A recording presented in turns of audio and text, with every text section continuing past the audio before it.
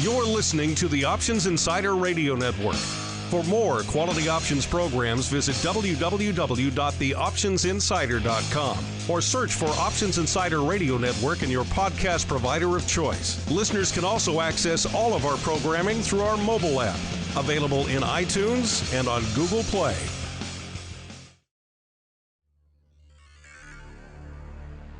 The options market can be a confusing place. Sorting through the daily avalanche of data, alerts, updates, articles, and analysis to find the most important information is an overwhelming prospect. But now you have help. Welcome to the Options News Rundown, the only program that breaks through the noise to bring you the most important news and information from the world of options. Every day, we bring you the top 5 option stories curated by the options experts at theoptionsinsider.com, the premier source for options information. The Options News Rundown is brought to you by Market Taker Mentoring, the leader in options trading education. Get trader education, daily trade ideas, and more with a free 1-week trial of Market Taker Mentoring's Live Advantage Group coaching class by visiting markettaker.com/insider. And now it's time to break through the noise. It's time for your Options News Rundown. Good morning. Today is Friday, March 22nd, 2019. This is your Options News Rundown. I'm Dan Passarelli. Our first story today is from investing.com. It's the top 5 things to know in the market on Friday. The first thing to know today is global stocks are mostly lower as economic woes weigh. A wave of risk-off sentiment swept through markets after signs of a further economic deterioration in Europe. This is while caution reigned ahead of high-level U.S.-China trade talks scheduled for next week. U.S. futures pointed to a lower open pre-open as economic worries dampened Thursday's tech-inspired rally. Weak readings of Eurozone business growth on Friday added to the downbeat outlook, sending European bourses lower. The pan-European Euro Stoxx 50 fell 0.7% by 5:56 a.m. Eastern Time. The news comes hot on the heels of the Federal Reserve's move to take further rate hikes out of its projections for 2019, in a market about-face from its prior forecast for 2 increases this year. The second thing to know is bond yields worldwide tumble to new lows. As central banks shift to a more accommodative stance, global bond yields are dropping to multi-year lows. Japan's 10-year benchmark yield hit its lowest level since 2016, while the yield on the safe haven 10-year German Bund fell briefly below 0% for the first time since the autumn of 2016. New Zealand comparatively fell 2% for the first time, while Australia's equivalent was just 3 basis points away from a record low. The yield on U.S. 10-year treasuries declined Friday, tumbling around 4 basis points to around 2.5%, its lowest since January of 2018. John Lansky, chief economist at Moody's Capital Markets Research, ventured that the Federal Reserve will cut interest rates if the 10-year Treasury yield drops below 2.4%. Job creation doesn't pick up from February's levels. A lowering of Fed funds midpoint to 2.125% could occur as early as the June 19th meeting of the FOMC, he said. The third thing to know today is Nike sinks 4% on disappointing North American sales. Shares in Nike sank more than 4% in pre-market trade on Friday after the world's largest sportswear maker reported quarterly sales in North America, its largest market, that missed expectations. North America sales rose 7%, to $3.81 billion in the third quarter, falling short of estimates of $3.87 billion, according to IBES data from Refinitiv.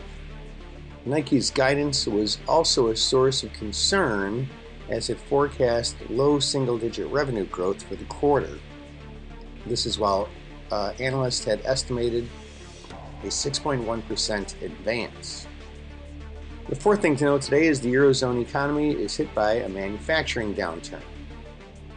The Eurozone economy ended the first quarter on a soft note as its flash purchasing managers index PMI ran at one of the lowest levels since 2014, pointing to meager first quarter growth of just 2%, according to a survey released Friday by IHS Markit. The bloc's largest economies, Germany and France, both saw contractions in the manufacturing sectors. Most worrying is the plight of the manufacturing sector, which is now in its deepest downturn since 2013, as trade flows contracted at the sharpest rate since the debt crisis-ridden days of 2012, said Chris Williamson, chief business economist at IHS Markit. And the fifth thing to note today is the UK is granted a short extension to avoid a no-deal Brexit. The tension over the UK's upcoming departure from the European Union lifted ever so slightly as European leaders moved to stop a chaotic no-Brexit deal from happening next week.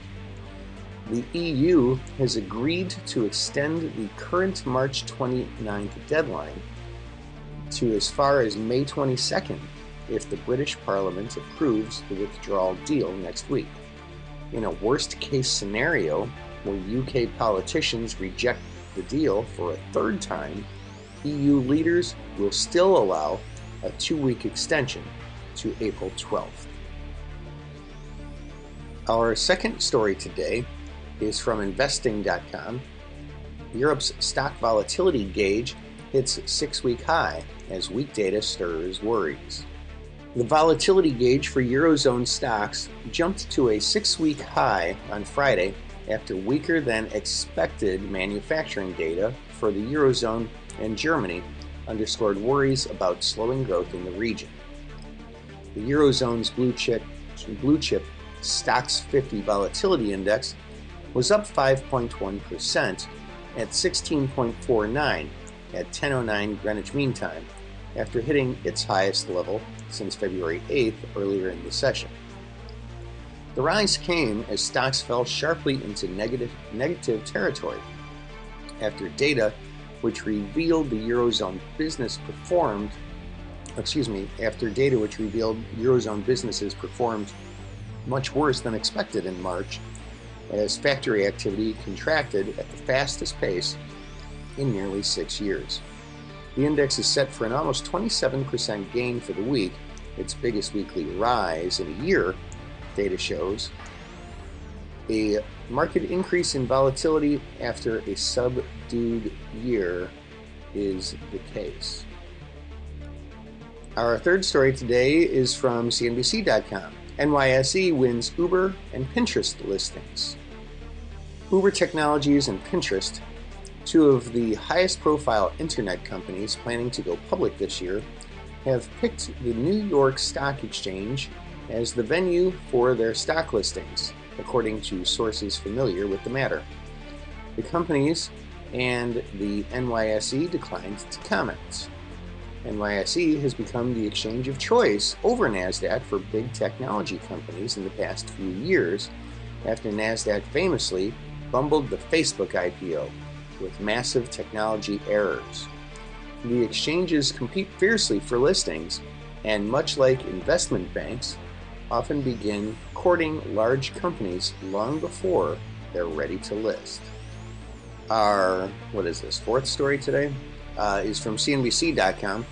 German 10-year bond yield turns negative for the first time since 2016 amid fears of recession.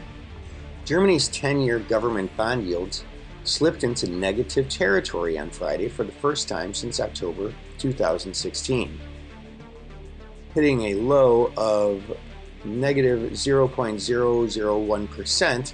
The 10-year bond yield downturn comes amid rising concern about the direction of the Eurozone's largest economy, with a string of weak data in recent months fueling speculation that Germany could be heading for a recession. And our final story today is from investing.com, cryptocurrency market update. Bitcoin zooms above 4,000, pulling Ethereum with it. A glance at the market on Thursday shows that bears are still in control. However, for a few selected digital assets, there are signs of bullish momentum continuing to form. Bitcoin, for instance, is trending higher, 0.06% on the day after rising above yesterday's barrier at 4,000. Another crypto that is dancing in the green is Ethereum Classic, having corrected higher 1.85% on the day. And that, ladies and gentlemen, is news you can use for today, Friday, March 22nd, 2019. Your Options News Rundown. I'm Dan Passarelli. Trade smart and have a great weekend. The Options News Rundown is brought to you by Market Taker Mentoring, the leader in options trading education.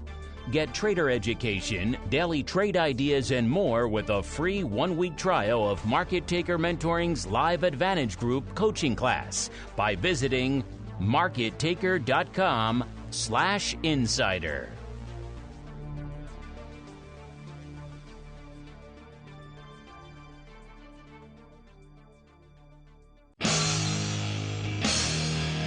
The preceding program was a production of the Options Insider Radio Network. For more quality options programs, visit www.theoptionsinsider.com or search for Options Insider Radio Network in your podcast provider of choice. Listeners can also access all of our programming through our mobile app, available in iTunes and on Google Play. Don't forget to follow along with your favorite programs and submit your own questions for the hosts at twitter.com/options, facebook.com/theoptionsinsider, or via questions@theoptionsinsider.com.